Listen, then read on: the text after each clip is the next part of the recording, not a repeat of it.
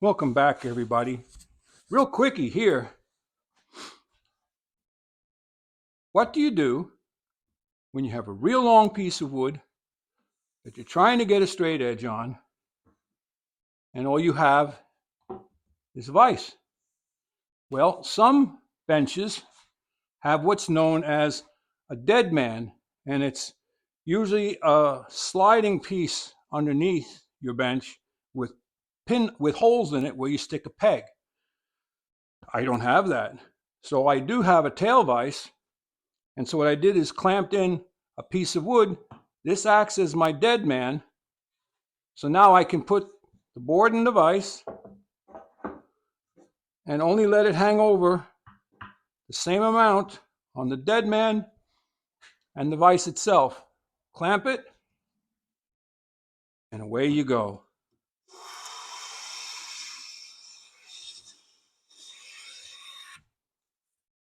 And how do you know if you finally have a straight edge?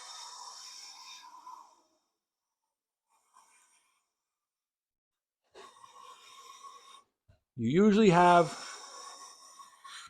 one long continuous curl from end to end.